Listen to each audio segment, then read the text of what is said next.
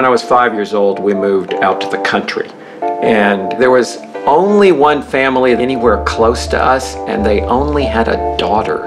I kept trying to convince her, you know, we could go out in the woods and we could build forts. And she's like, forts? I think architecture is a physical embodiment of who we are as individuals and who we are collectively as a society. So when I was a little kid, what I was totally into was football and basketball, and I was on the debate team and did one-act play. But even then, I had my eye on buildings, and I wanted to go to MIT. It was the top-ranked architecture school in the country. Suddenly, I was in an environment of these extremely smart, extremely ambitious people, and it rubs off. In the 70s, I was a rabid anti-war guy. It was a great era of people thinking of what's going to make a better world. I graduated into a terrible economy. Part of what made me commit to stay there was an offer from MIT to teach there. But then I had to find the other half of that income and ended up with a firm in Boston. From then on, it's always been partly teaching, partly practice. In about 1975, I got an offer to teach at University of Texas. And I set up my office here. And the first house I ever did got on the cover of Progressive Architecture. But Clarence Roy, this god of landscape architecture, had seen this publication, and he knocks on the door of my office and says, I want to partner with you on the Town Lake Comprehensive Plan, the largest planning project the city of Austin had ever done. I'm doing kitchen remodeling still. That was the big break in my career. I'm not a quick designer at all. I don't have this set of loose parts in my brain that you just assemble when the project comes. It's sweating blood and struggle every time. I am a much, much better architect and designer because I have this academic stimulus. Also, I think I'm a way, way better teacher because I know this field as a professional. I've got the cuts and bruises and also the thrill and the amazing satisfaction of getting buildings built and seeing people occupy them. So I think the combination of academic and professional, it definitely is complicated, but it also is so positively reinforcing. When I see people interacting with the buildings I've designed, I think it just couldn't be better to be an architect. It just couldn't be better.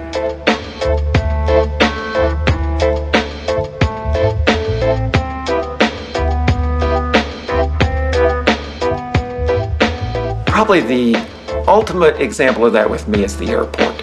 And I just never tire of seeing the building used well and doing what you hoped it would do. I guess your kids are a bit like your buildings in the sense that you have this really tight, intimate relationship and things are forming and growing and making, and then at a certain point they become themselves and they're just doing it on their own, they're interacting with the world. You're just proud of their independence and their ability to make it on their own.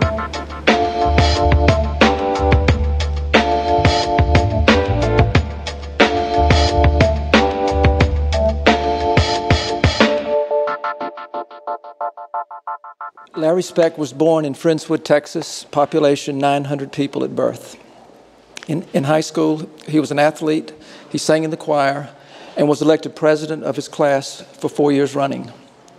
At a very young age, the letters M, I, and T found their way into his consciousness, and the early course of his life was formed. In 1968, he and his 1964 Mustang headed for Boston. To this day, he still cannot explain why MIT, except it sounded cool and it sounded smart, and both are true. He graduated from MIT with a double degree in architecture and business and earned his master's the following year. He then served on the faculty for 3 years until the yearning for Texas took hold, and Austin and UT in particular. In 1975, Larry moved to Austin and joined the UT faculty. He served as the Dean of the School of Architecture from 1992 to 2001, where he continues to serve on the faculty. He is also a principal with Page Sutherland Page. His professional work includes such Texas landmarks as the Austin Airport, Austin Convention Center, and the architecture for Discover Green, a 12-acre park in downtown Houston. Over the past 25 years, his design work has won 40 national awards, 23 state awards, and 51 local awards. Larry's design work has been profiled in The Atlantic, The New York Times, Business Week, Architectural Digest, Interior Design, and Progressive Architecture. He is a 2011 recipient of the ACSA AIA Topaz Medallion, given to one person each year in recognition of their contribution to excellence in architectural education, and he is the very proud father of 2 sons.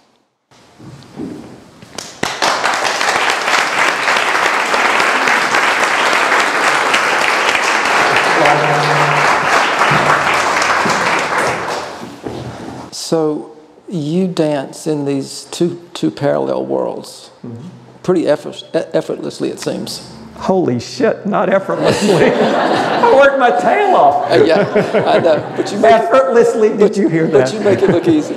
What is he saying? So what are the benefits and challenges of doing both of them at once? Well, kind of what was said in the video, but you know, I'm a much better architect because, number one, I have all these students on my tail, you know, that they're looking at what you're doing. And if you're not ponying up, you're going to lose their respect. Also, that school is a place where ideas just float around by osmosis. They're just in the air, and you hear things, and you understand things, and you are stimulated by those things. It's an incredibly stimulating environment. What's the most challenging part of it for you? The damn schedule. It's just murder. I mean, I hate missing a class. I hate it. Occasionally you just have to. No, Saturday at my house, I will have 240 students coming over because I missed class last Thursday. And so to make it up, they're gonna all come over to my house and we're gonna have a little chat. You've just been awarded a project and you sit down to get started. Do you know where you're going? No. I mean, I know the process, but I don't know the answer. How do you get started then? I mean, what's the It's research. I mean, you're trying to learn the site and the program and the people and all the circumstances you're trying to design to, and it's research and trying to figure out that problem. You kind of, after a while, and that's one nice thing about being the age I am, in my 30s, oh man, that was scary. Oh, you didn't know whether it would happen or it wouldn't happen. You kind of knew how to go about it, but then it just might not happen. And then what do? But now, you know, I've done it enough times. Something will happen. It's going to happen. But you don't know what is going to come out on the other side. And that's kind of fun. One time you told me that one of the most interesting things about being an architect is you get to learn all about what your clients do. Mm-hmm. I think everybody in here really loves the airport a lot. But when you were going through the process of building it, what did you learn about behind the airport, behind the scenes, stuff that we never see? There's a whole industrial world back there that's incredibly complicated, and it has to work just smooth as silk, or your flight's late, or the airlines are losing big money, or you know, any number of really horrible, tragic things can happen if it doesn't work well. We were given a master plan when we got the job, and we were supposed to do the terminal, but we weren't happy with that master plan, and within about 6 months, we junked the master plan. And it was largely because, honestly, I don't think it would have made a very good airport, but also they hadn't taken the topography into account. So that was what busted the master plan, and we had to start all over again. And you told me that starting all over stuff really excites you too. That what? Getting into a project, all of a sudden, it blows up. It blows up. Yeah, I love that. And you love it. Yeah. And I really love it when, you know, you've gone through half the design and it blows up and you have to redesign. That's my favorite thing. Your buddy Rem Koolhaas made a statement once: any architectural project we do takes at least 4 to 5 years. So increasingly there's a discrepancy between the acceleration of culture and the continuing slowness in architecture. How does this dilemma affect your designs, or does it? Do you agree with him or not? I totally don't agree with him. Go. And see, that's, if you're the kind of architect that thinks, man, I got to do the latest, coolest, hottest stuff. Wow, I got to stay with it. I got to stay on the edge. I got to, you know, that's incredibly difficult for one thing, and you're just on a treadmill all the time because things are changing. Yes. But if you look at architecture and you say, architecture is not like designing a dress. It's not like designing a flashy new commercial. It's, you know, it's not like even a film. Buildings stay around a long time. Buildings have to continue to have a life and a vitality over many, many years. So making it immediate and of the moment and of this rapidly changing thing, that's ridiculous. Attachment is the greatest fabricator of illusions. Reality can only be attained by someone who is detached. Please tell us, how do you remain detached during your design process so that you produce the most evolved results? So I think you have to be passionate and involved and attached and psychologically on and with it and attached. I think you have to be. It has to keep you up at night. You have to dream about it 24/7. You have to be attached to it. But also, you can't think, this is me. This is not me. This is someone else. This is something else. This is another life. This is another world. I'm a servant in this. It's not me I'm making here. So I think you do need to be detached. And I think particularly at a certain point, you have to say that building, like was in the video, you know, it's like your kids. You can't be so attached to them that you're just hovering over them every minute and you're trying to live their life. That's ridiculous. You've got to detach a little bit. And with your buildings, you have to detach a little bit, let them be taken over by their users. And you have to design them in such a way that they can be taken over by their users. At the airport, sometimes I get pissed off when they put up another freaking sign, but then at a certain time I want it to be used and owned and possessed. Do you come back around a few years later, see how they're doing? Of course. And then a few years later? Of course, you got to have lunch. How are they doing? You know, this is one thing I'm so happy about. I do not have a single building that has major modifications or been torn down. Even the very first thing I did, which was a kind of remodel of the laundry room, it's still in mint condition. There's a saying that when an ordinary man attains knowledge, he's called a sage. When a sage attains understanding, he's an ordinary man. So are you a sage or an ordinary man? I'm definitely an ordinary man. My shtick in architecture is not to do great monumental buildings. My shtick in architecture is to make places for everyday life. Just really wonderful places where people live and inhabit, and it makes their lives better. It does transform their lives. Did you ever think about specializing in public spaces? Airports, those... I don't want to specialize in anything. In a way, we've done a lot of public spaces, Discovery Green, the airport, the convention center.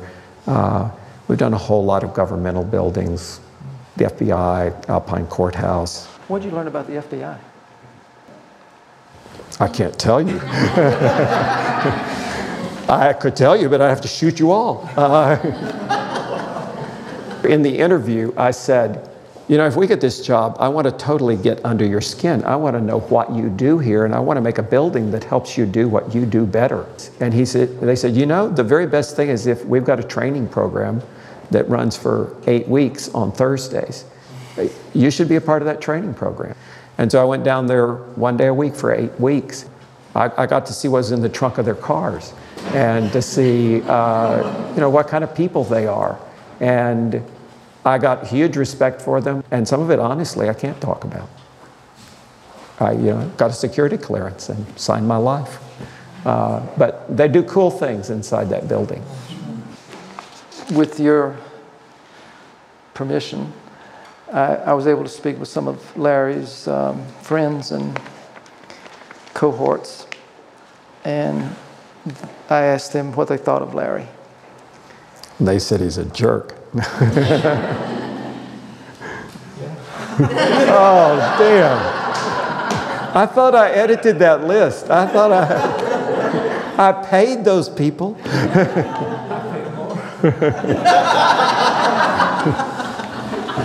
Anyway, kid at heart, and I think we see that tonight. Teaches the largest lecture class at UT and has probably taught more students at UT than anybody ever.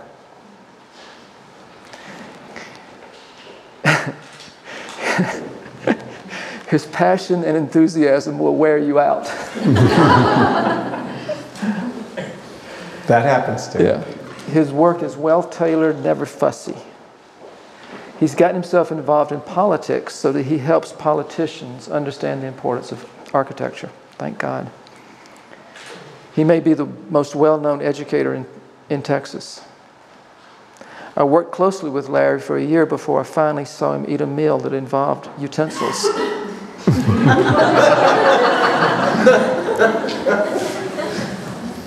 True? True. A lot of protein bars. There are unconfirmed rumors that Larry has a private elevator in the parking garage at the airport that zips him up to Southwest 30 seconds before boarding. Total lie, I wish. Well, it's unconfirmed. When you see Larry at the airport, you'll notice he's carrying very little with him, possibly just his satchel. Contents: 3 identical pairs of reading glasses, 2 pencils worn almost to the nub, 1 black daytimer, and a power bar. That's all he needs to design a building. The man knows how to travel light. However, you are carrying 50 drawings and 30 pounds of limestone. All right, I know who said that one. It gets better. Once you get to the meeting, Larry will quietly assemble drawings, models, and materials as he assembles his thoughts. A minute or 2 into the meeting, the audience is held in a hushed trance. The meeting wraps up, and the client has assented to whatever novel, quirky, slightly unconventional scheme Larry has proposed. At the conclusion of one such meeting, a client once confessed to a project architect, "What on the earth did I just agree to?" So what happened at that meeting? Larry used his Jedi mind trick, and the project will be better off because of it. Larry once confessed to a colleague in the office, "If I didn't take up architecture as a profession, I would have been a performer." Congratulations, Larry. You've managed to succeed at both.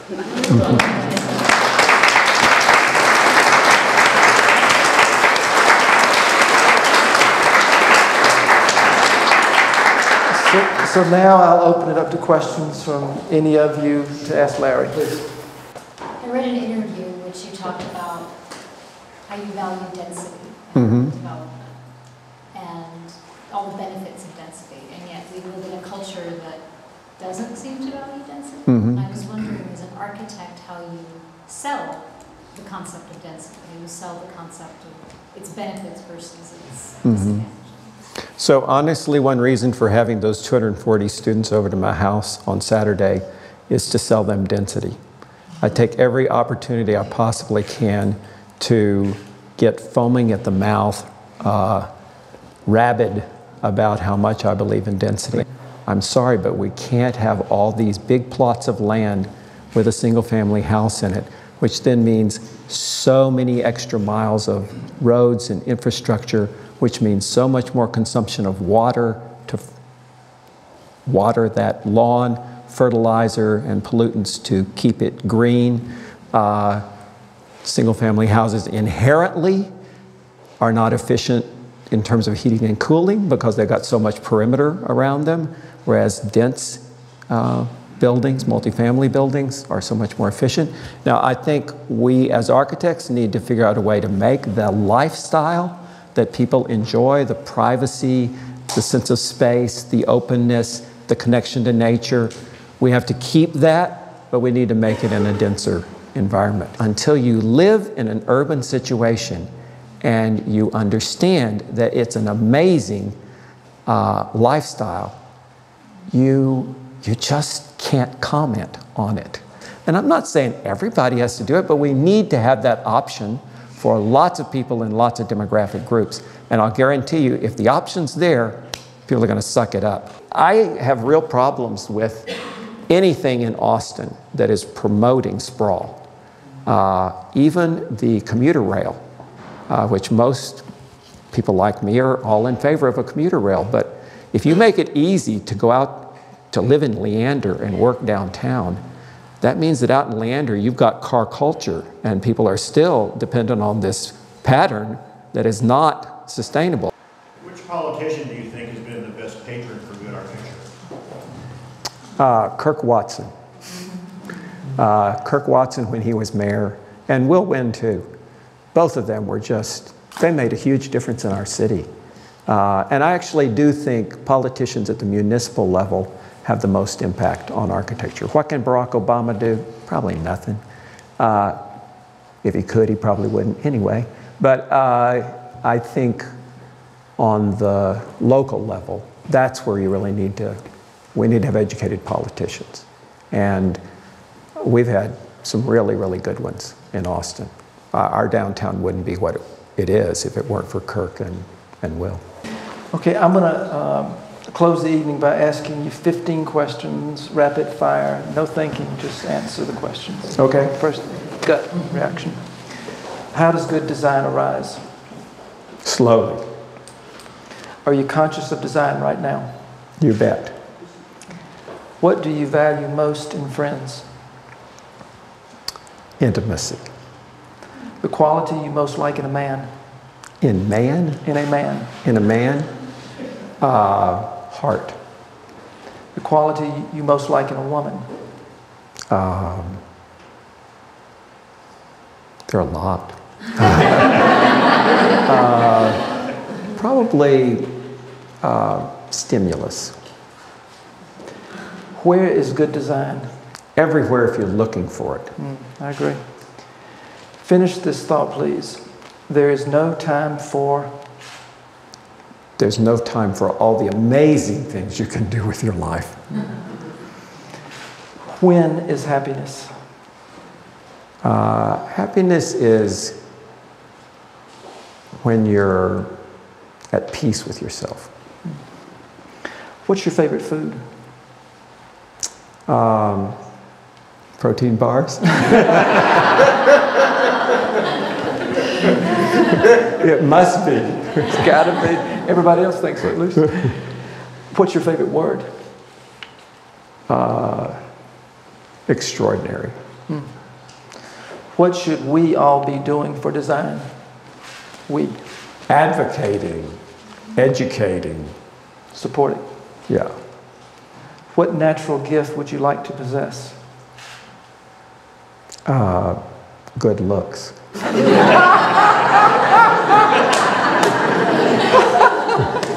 I'm a visual guy. What can I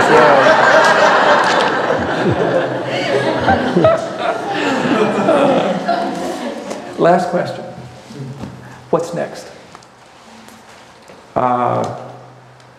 More and better. Good answer. Thank you.